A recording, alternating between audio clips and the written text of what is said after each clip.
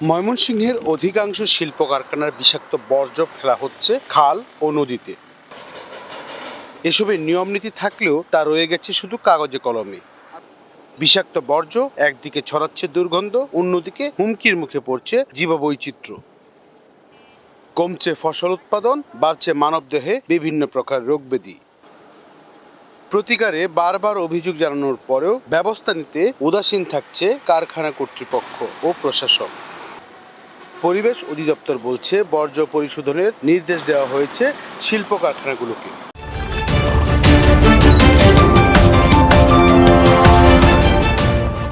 শ্রমিক সহজলভ্যতা, উন্নত যোগাযোগ ব্যবস্থা ও উৎপাদন সহায়ক পরিবেশ থাকায় ময়মনসিংহের ভালুকা, ত্রিশাল, ফুলবাড়িয়া, গরিপুর সহ বিভিন্ন উপজেলায় গড়ে উঠেছে শিল্প কারখানা।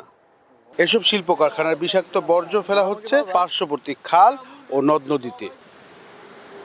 অপরিশোধিত বর্জ্য ছড়াচ্ছে দুর্গন্ধ, নষ্ট হচ্ছে আশপাশের গাছপালা, ফসল ও জলজ সম্পদ।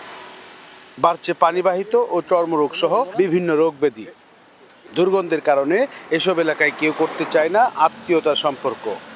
কারখানা কর্তৃপক্ষকে বারবার বলেও মিলেনি কোনো সমাধান। খালটা দুর্গন্ধ করে, বিয়া শাদী ঠিক মতো যাওয়া যায় না, দুর্গন্ধ লেগে বিয়া শাদী ভেঙে যায়। আগে আমরা গরু গোসল করাইতাম, সব পারি না, নিজেরাও গোসল মাঝে মাঝে গোসল করতাম। আমার অসুস্থ হয়ে যেতেছে, এটা দুর্গন্ধ, রোগ বেলায় ছাড়তেছে না, চলাফেরা করতে পারছি না, বহুত সমস্যা দেখা দিচ্ছে। যাতায়াত করতে পারতেছি না। এই কারখানার ময়লা আমাদের এই সুন্দর আগে খালটায় প্রচুর পরিমাণে মাছ পাওয়া যাইতো, এখন মাছ তো পাওয়াই যাইতেছে না, বরং আমরা এই দিক দিয়ে চলাফেরা করতে পারতেছি না দুর্গন্ধের জন্য।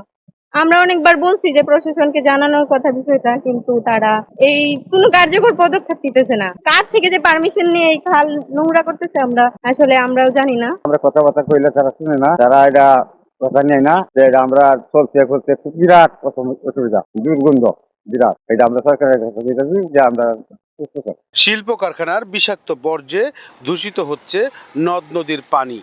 শুধু তাই নয়, এসব পানির ফসল, মাছ খেয়ে মানবদেহে মরণব্যাধি রোগের সৃষ্টি হচ্ছে বলে জানান পরিবেশবিদরা। ময়মনসিংহের আশেপাশে প্রচুর পরিমাণে শিল্প কারখানা গড়ে উঠেছে।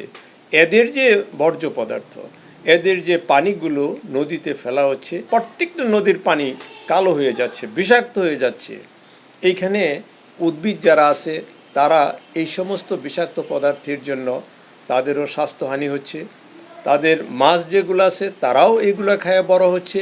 প্রকারান্তরে এই সমস্ত উদ্ভিদ বা প্রাণীজ যেগুলো আমরা ভক্ষণ করি, আলটিমেটলি আমাদের শরীরের ভিতরে এই সমস্ত বর্জ্য পদার্থের রাসায়নিক যে মলিকুলগুলো সেগুলো আমাদের ভিতরে চলে আসছে।